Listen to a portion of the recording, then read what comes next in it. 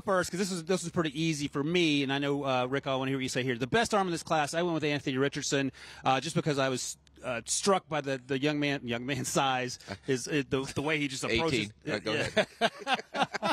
But he's a daunting individual physically, and we've seen some of the things he's thrown. Someone told me earlier this week that he threw the ball at one of these camps 70 yards, did a backflip and landed before the ball hit the ground. Who has the best arm here, in your opinion?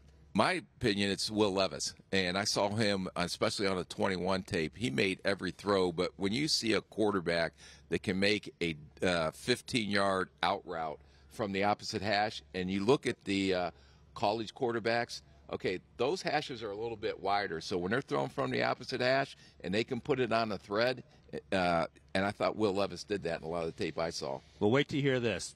Brace yourself. Who has the best arm in this class for you, Danny? Okay, let me tell you guys the way so you said best arm, not strongest arm, correct? Okay, yeah. Best arm is the way I looked at it because there have been a long list of guys that could throw it out of the stadium that couldn't hit the side of a barn, and I want to see somebody who has the combination of both the physical strength that can make all the throws, but also can put it in a pinpoint, precision, accurate spot. C.J. Stroud was 71% and 67% in his 2 years at Ohio State. I think he might have the most to gain because it's like Bryce Young and then it's Anthony Richardson and all the upside, and C.J. kind of gets like in this tweener spot where people don't really know what to do with him. I think he's going to impress with, and the other thing I like about his throwing motion, it looks very effortless, and it's a very natural throwing motion, which to me is one of those things that I think should be important because you're not going to have to worry about mechanics or tweaking something in his throw. It's just going to come off, and I think you're going to see the ball jump off his hand. I can buy that. I can buy the yeah, but I didn't get the definition. If Debo, our producer, would have said arm strength or arm talent, we would have been able to be on the same page. I'll repeat to you what you said to Will Levis. Don't make excuses. All right, best physical body and most athletic. We all agree. No surprise there. Everyone said Bryce Young. All right, let's move on. Anthony Richardson. That was an easy one. When Anthony Richardson walked on the set, he looked more physically imposing than Will Anderson. And he looked like a linebacker or an outside defensive end. And I think Cam Newton is the perfect comp because it is a wow factor. Like Josh Allen was big, but he's not chiseled. I mean, we're talking like 5 or 6 body fat percentage. I mean, it's off the charts. So best decision maker, Rick, you and I agree, Bryce Young. You, because as Prisco says, you were paid by Alabama. Me, because I appreciate the way the young man plays. But, I mean, look, seriously, we can agree. He didn't have the wide receivers. He's a fine young man, too. Fine young man. He didn't have the receivers that Tua or Mac had. And the things he was able to do out of structure, off platform, showed up week in and week out. You had a different answer for best decision maker. Who'd you go with? I went with Hendon Hooker. You know I've been big on him for a while. And so when I look at a quarterback like this, what decision making is what do you do with the football in your hands? He had 58 touchdowns and only 5 interceptions. That is a high volume of throws, and he made outstanding decisions with the football, protecting it. He also rushed for 10 touchdowns. So you go 68 total touchdowns versus 5 interceptions.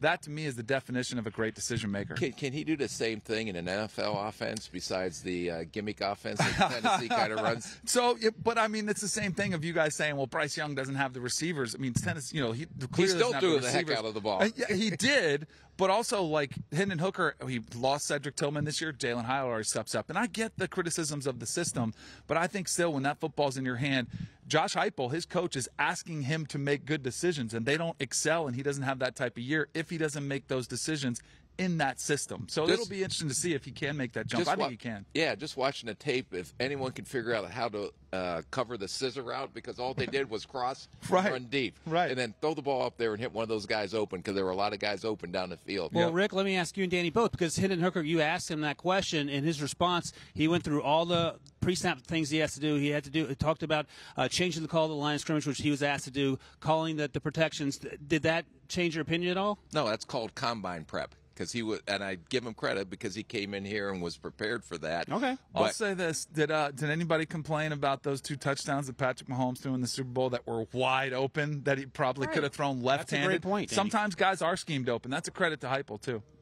All right, let's go to best overall intangibles. Danny, I'll let you start this one because all our answers are different, which is interesting.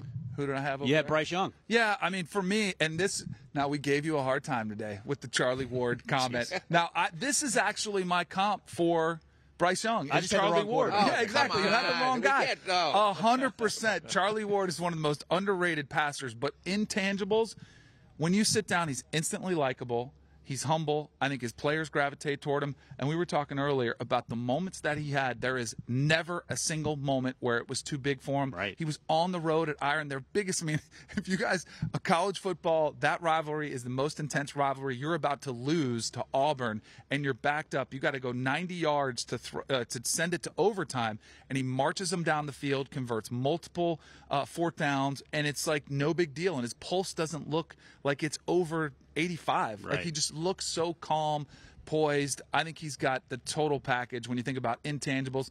Plus, you play for Saban, who knows how to prep you. Look at Jalen Hurts, the impact that he had on the Eagles, and he brought a lot of Saban's, mentality with him. So I'll go with Bryce Young. And I had a hard time here because I wanted to put Bryce Young in here, as you figured. Right, a lot of answers, But Bryce I Young. went with Hooker. Yeah. And the reason I went with him because I had a different interpretation of intangibles. I was concerned, or I was looking at the off-field intangibles, and it was confirmed today, I believe when we talked to Hyatt today, that, hey, Hooker was the first one. We had practice in the morning. His car was the first one there every day.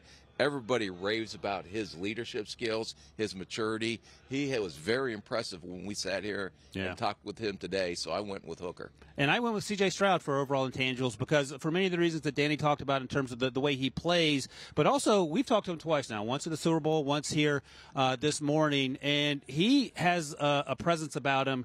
You get the sense that his teammates buy into what he's selling. He takes care of his offensive lineman, which Danny has noted is incredibly important to your health and your future, and he makes play after play. Now, he is not as dynamic in terms of big play after big play like Bryce Young, but when you have Marvin Harrison Jr., or last year you had Garrett Wilson and Chris Olave, you don't necessarily have to be, but I think that's going to translate well to the next level because he's had that success, and I think we all agree that he's a better passer now than Justin Fields was when he was certainly coming out. This one we also – C.J. Stroud blew me away today in person. I think he comes across better in person than he does on camera. I think you're like exactly all right. season long, we watched from afar, and he had had a great year. He puts up big numbers. For whatever reason, it didn't come across the camera when you're watching from afar. But when he sat down with us, I was really surprised with how much personality, how much confidence he is, and just comfortable in his own skin. I thought that was really important. I think that's right. All right, let's speed it up here so we can get through these things because the people want what the people want here. Most pressure facing the person with the most pressure as they go into tomorrow's workout. I think we all agree is Will Levis. Danny, why don't you tell me why you think that's the case? Because he said, "I've got the cannon. I want to showcase it." So now you got to go do it. Yeah, and coming off a down year, and you want to see if he can make a move up in this quarterback ranking. I know we're trying to move fast. I have a quick question for you. Yeah. Does accuracy matter in this one because you don't know the receivers? No, what I looked at was the time as far as the feet, the technique, because all these guys play in the shotgun. Mm-hmm. So when they have to do drop-back passing, do 3-step, 5-step, some play-action stuff, can they get their feet set and still throw the ball? Because that takes some coordination. Mm-hmm. People don't realize, and I'll tell you about quarterback play. But, No, you're 100% right. Yeah. and that's the biggest thing. But the timing is going to be off because they haven't worked with the receivers. You can be throwing to a receiver that runs a 10-yard out. Well, he breaks it off at 8. The next guy breaks it off at 12. I was more looking at the technical aspect when these guys throw. So we all agree that the best all-around prospect is Bryce Young, which is no surprise there. We all agree that Anthony Richardson has the most potential. Biggest sleeper, Danny, Aiden O'Connell, which I like that pick. Yeah, well, if you want a pocket passer, too, because he's the definition of it. Not going to give you a whole lot of running, but he's got like 6'3", 210. He's thrown a ton. He's thrown it a ton at Purdue. He led the Big Ten a couple years ago. I think he's phenomenal. He's got the intangibles you're looking for. Okay, Jake Hayner was your guy. Hendon Hooker was my guy.